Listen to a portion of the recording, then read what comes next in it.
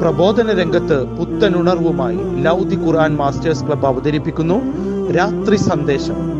എന്നും രാത്രി 9 മണിക്ക് യൂട്യൂബിലൂടെ പ്രസംഗ പരിശീലന കളരിയിലെ പഠിതാക്കൾ നിങ്ങൾക്കായി ഒരുക്കുന്നു. കേൾക്കുക, പ്രബുദ്ധരാവുക, മറ്റുള്ളവരിലേക്ക് എത്തിക്കുക. ബിസ്മില്ലാഹിർ റഹ്മാനിർ റഹീം.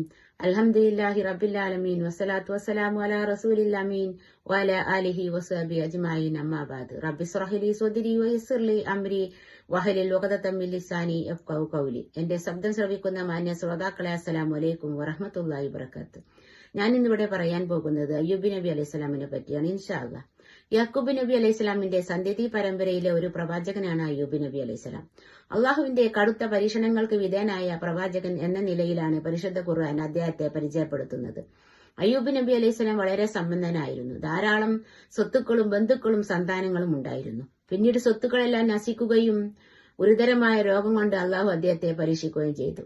ശരീരം മുഴുവൻ പഴുത്തൊലിക്കുന്ന രോഗമായിരുന്നു.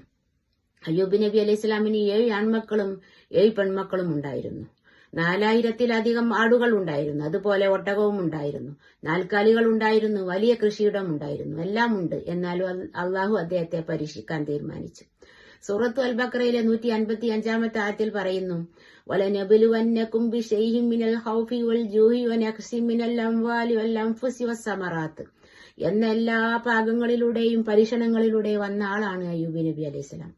ആദ്യം പരീക്ഷണം വന്നത് മക്കളിലാണ്. 14 മക്കളും മരണപ്പെട്ടു. പിന്നീട് സമ്പത്തിൽ പരീക്ഷണം വരാൻ തുടങ്ങി. പിന്നീട് നാൽക്കാലികൾ നശിച്ചുപോയി. പിന്നീട് കൃഷിയിടത്തിൽ പരീക്ഷണം വരാൻ തുടങ്ങി. പിന്നീട് ശരീരത്തിൽ പരീക്ഷണം വരാൻ തുടങ്ങി. അദ്ദേഹത്തിന്റെ 80-ാം വയസ്സിലായിരുന്നു ഇതെല്ലാം സംഭവിച്ചത്.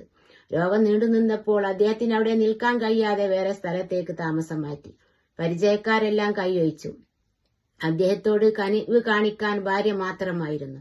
പ്രതിസന്ധി ഘട്ടത്തിലും ഭാര്യ പരിചരിച്ചു കൊണ്ടിരുന്നു. അദ്ദേഹത്തിന്റെ സമ്പത്തും തീർന്നു. ഭാര്യയുടെ സമ്പത്തും തീർന്നു. കൂലിവേലകൾ ചെയ്ത് കിട്ടുന്നത് കൊണ്ട് സ്വന്തം ആവശ്യങ്ങളും ഭർത്താവിന്റെ ആവശ്യങ്ങളും നിറവേറ്റിപ്പോന്നു. അങ്ങനെ ദിവസങ്ങൾ കഴിഞ്ഞുപോയി. രോഗം കൊണ്ടും കഷ്ടപ്പാട് മൂലം പരീക്ഷിക്കപ്പെട്ടപ്പോൾ എല്ലാം സഹിക്കുകയും ക്ഷമിക്കുകയും ചെയ്തു. എന്നിട്ടും അദ്ദേഹത്തിന്റെ വേദനകൾ അള്ളാഹുവിനോട് പറഞ്ഞിട്ടില്ല. ഇതിനിടയിൽ ഭാര്യ ചോദിക്കുമായിരുന്നു, നിങ്ങൾക്കൊന്ന് അള്ളാഹുവിനോട് പ്രാർത്ഥിച്ചുകൂടെ എന്ന്. അപ്പോൾ അയ്യൂബ് നബി അലൈഹിസ്സലാം പറയുന്ന വാക്ക്, 80 കൊല്ലം അള്ളാഹു എല്ലാം തന്നില്ലേ, എന്നിട്ട് ചെറിയൊരു പരീക്ഷണം വരുമ്പോഴേക്കും നമ്മൾ അള്ളാഹുവിനോട് പരാതിപ്പെടുകയാണോ എന്ന്. അങ്ങനെ ദിവസങ്ങൾ കഴിഞ്ഞുപോയി. 18 വർഷമാണ് അദ്ദേഹം രോഗമായി കിടന്നത്. കൂട്ടുകാരുടെ വരവും നിന്ന് തികച്ചും ഒറ്റപ്പെട്ടു. ചരിത്രത്തിൽ കാണാം, ഭക്ഷണത്തിന് ബുദ്ധിമുട്ടിയ സമയത്ത് ഭാര്യയുടെ തലയിലെ മുടി വിറ്റ് ഭക്ഷണം വാങ്ങിക്കൊടുന്നു. ആ സമയത്ത് അയ്യൂബ് നബി അലൈഹിസ്സലാം അള്ളാഹുവിനോട് പ്രാർത്ഥിക്കുകയാണ്, എന്റെ രക്ഷിതാവേ, എനിക്ക് കഷ്ടപ്പാട് ബാധിച്ചിരിക്കുന്നു. നീ കരുണ ചെയ്യുന്നവരിൽ വെച്ച് ഏറ്റവും കരുണയുള്ളവനല്ലേ എന്ന്. അള്ളാഹു അദ്ദേഹത്തിന്റെ പ്രാർത്ഥന സ്വീകരിക്കുകയും അദ്ദേഹത്തിന്റെ രോഗം ശമിപ്പിക്കുകയും മരിച്ചുപോയ മക്കൾക്ക് പകരം വേറെ മക്കളെ ജനിപ്പിക്കുകയും അകന്നുപോയ ബന്ധുമിത്രാദികളെ തിരിച്ചു കൊണ്ടുവരികയും ചെയ്തു. അള്ളാഹു അനുഗ്രഹിക്കുമാറാകട്ടെ. വാഹിറു ദഅവാന അനിൽ ഹംദുലില്ലാഹി റബ്ബിൽ ആലമീൻ. അസ്സലാമു അലൈക്കും വറഹ്മത്തുള്ളാഹി വബറകാതുഹു.